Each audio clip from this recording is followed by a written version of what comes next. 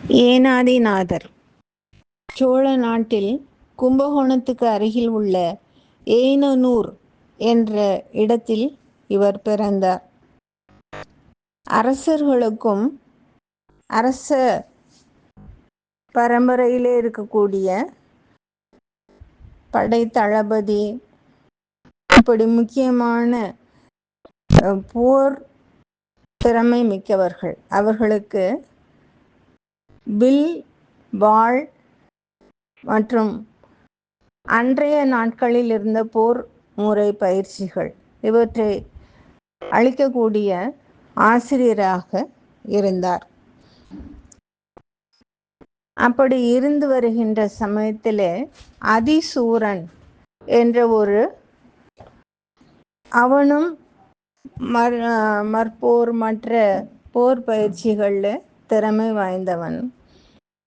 நமக்கு அரச சபையிலே அரசர்களுக்கும் அரசனுடைய படையிலே இருக்கிற முக்கியமானவர்களுக்கும் பயிற்சி அளிக்கக்கூடிய ஒரு பதவி கிடைத்தால் நிறைய வருமானம் இருக்குமே என்று இவரோடு போட்டி போட வருகின்றார்.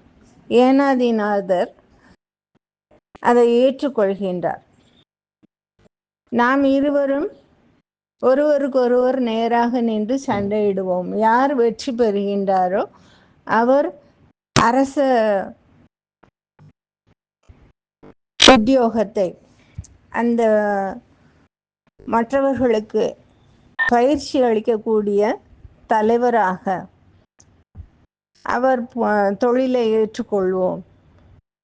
இதற்காக மற்றவர்கள் அனாவசியமாக சண்டையிட வேண்டாம் என்று சொல்லுகின்றார். அதிசூரனும் ஏனாதிநாதரும் சண்டையிடுகின்றார்கள். ஏனாதிநாதர் வெற்றி பெறுகின்றார். அதனால அரச சபையிலே ஒரு முக்கியமான கூடுதல் சிறப்பு பெற்ற பயிற்சியாளராக வேலையில் அமர்த்தப்படுகின்றார். அரச உத்தியோகம் என்பதால எல்லா விதமான வசதிகளும் இருக்கின்றது. இந்த அதிசூரனுக்கு தோற்று போய் இப்படி ஓடி வந்து விட்டோமே, எப்படியாவது அவரை வீழ்த்த வேண்டும் என்று மனதுக்குள்ளே திட்டமிட்டு கொண்டே இருக்கின்றான். அப்பொழுது திடீரென்று அவனுக்கு ஞாபகம் வருகிறது, ஏனாதிநாதர் திருநீற்றை அணிந்த ஒரு நெற்றியை தரிசித்து விட்டால் அந்த திருநீருக்கு மதிப்பு கொடுப்பதற்காக அதை அணிந்திருப்பவர்கள் எத்தனை கொடூரமான மனம் உடையவராக இருந்தாலும் அவரை எதுவும் செய்யாமல் விட்டு விடுவார் என்பதை கேள்விப்பட்டிருக்கின்றான், கண்டும் இருக்கின்றான். அதனால உண்மையிலேயே சிவபெருமான் மீது பற்று உள்ளவன் போல நெற்றி நிறைய திருநீர் அணிந்து கொண்டு மறுபடியும் நாம் போட்டியிட்டு பார்க்கலாம், இப்பொழுது யார் வெற்றி பெறுகின்றாரோ அவரே அரச வாரிசுகளுக்கும் மற்றும் முக்கியமான படை தளபதி இந்த மாதிரியான பொறுப்புள்ள போரிடக்கூடியவர்களுக்கும் பயிற்சியாளராக தொடர்ந்து வேலையில் அமர்ந்து கொள்ளலாம் என்று அதிசூரன் சார்பாக ஒருவன் வந்து சமாதானம் பேசுவது போல பேசுகின்றார். இவர் ஒத்துக்கொள்கின்றார். மறுபடியும் இருவரும் நேருக்கு நேர் சண்டையிடுகின்றார்கள்.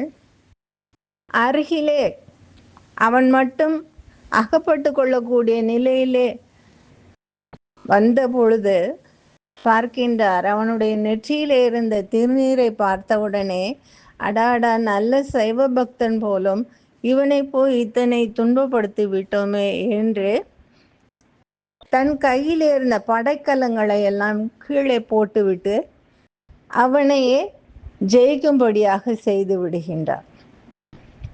அதிசூரனுக்கு ஒரு புறம் மகிழ்ச்சியாக இருந்தாலும் இன்னொரு புறம் இப்படி ஏமாற்று வேலை செய்து நாம் பயிற்சியாளர் என்ற அந்த உயரிய நிலையை அடைவது எவ்வளவு மோசமான செயல், கேவலம் இப்படி நடந்து கொண்டோமே என்று மனது அவனை போட்டு அரித்து தின்கின்றது. அப்படி ஏனாதிநாதர் திருநீற்றை யார் அணிந்திருந்தாலும் அவர்களுக்கு மதிப்பும் மரியாதையும் கொடுத்து, தன்னை கொல்ல வந்த பகைவன்தான் இந்த அதிசூரன் என்பதை தெரிந்திருந்தும் அவன் முன்னாலே தன் கையிலிருந்த வில், வாழ், கேடயம், அம்பு எல்லாவற்றையும் கீழே போட்டுவிட்டு சரணடைவது போல நிற்கின்றார். அப்படிப்பட்ட உயர்ந்த உள்ளம் கொண்ட சைவ பெரியவர்கள் எத்தனை பேர் இருந்திருக்கின்றார்கள் என்பதை தொடர்ந்து நாம் பார்க்க போகின்றோம். ஏனாதிநாதர் சிறந்த பயிற்சியாளராக இருந்து அரசன் கொடுக்கக்கூடிய சன்மானங்களையும் பொற்காசுகளையோ அல்லது வேறு எந்த வகையிலே அரசன் உதவி செய்கின்றானோ அத்தனை பொருள் உதவியையும் கொண்டு அடியவர்களுக்குத்தான் திருத்தொண்டு செய்தான் என்பது மிகவும் குறிப்பிடத்தக்க வேண்டிய விஷயம். தனக்காகவோ தன் குடும்பத்திற்காகவோ மற்ற தன் வசதிகளை பெருக்கிக் கொள்வதற்காகவோ அவன் அரச உத்தியோகம் தேடி போகவில்லை. இப்படிப்பட்ட பெரியவர்கள் பயிற்சி தரும் பொழுது அந்த போர் பயிற்சியை பெற்றவர்கள் அதே மனநிலையை அடைகின்றார்கள் என்பதும் ஏனாதிநாதர் வரலாற்றிலே நாம் காண்கின்றோம். ஒவ்வொருவரும் ஒவ்வொரு வகையிலே இறைவனுக்கு தொண்டு செய்ய தங்களுக்கு இயன்ற துறையை தேர்ந்தெடுக்கின்றார்கள். போர் பயிற்சி செய்து அதை மற்ற இளவரசர்களுக்கும் மந்திரியுடைய குமாரர்கள், தளபதியுடைய குமாரர்கள், அடுத்து அவர்கள்தான் அந்தந்த பொறுப்புக்கு வரப்போகின்றவர்கள். அவர்களுக்கு இந்த வில், வேல், வாழ் போன்ற ஆயுதங்களை எல்லாம் எவ்வாறு கையாளுவது, சமயத்திலே தனித்து விடப்பட்டால் மல்யுத்தம் மூலமாக எப்படி எதிரியை மடக்கி வீழ்த்துவது, இப்படி போர் பயிற்சிகளை கற்பிப்பதன் மூலம் நிறைய பொற்காசுகளை பெற முடியும். அரசனுடைய அன்பையும் அவனுடைய ஆதரவையும் கொண்டு சைவ அடியவர்களுக்கு உதவி செய்ய முடியும் என்று ஏனாதிநாதர் இந்த தொழிலில் ஈடுபட்டார். ஒவ்வொரு நாயன்மார்களும் ஒவ்வொரு வகையிலே இப்படி அவரவருக்கு இயன்ற துறையிலே இயன்ற அளவிலே இறைவனுக்காக திருத்தொண்டு செய்கின்றார்கள்.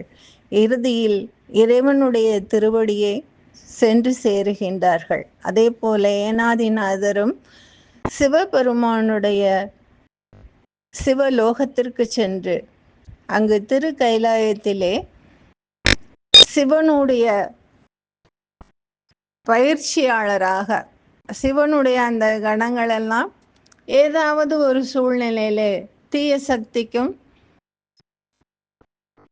இந்த சிவகணங்களுக்கும் இடையிலே சண்டை ஏற்பட்டால் சிவகணங்களுக்கு தலைவராக இருந்து அந்த போரை நடத்தி செல்லக்கூடிய பொறுப்பாளராக இருந்தார் என்று பார்க்கின்றோம். அடுத்து நாளை நாம் 14வது வரக்கூடிய நாயன்மார் பற்றி காணலாம். நன்றி, வணக்கம்.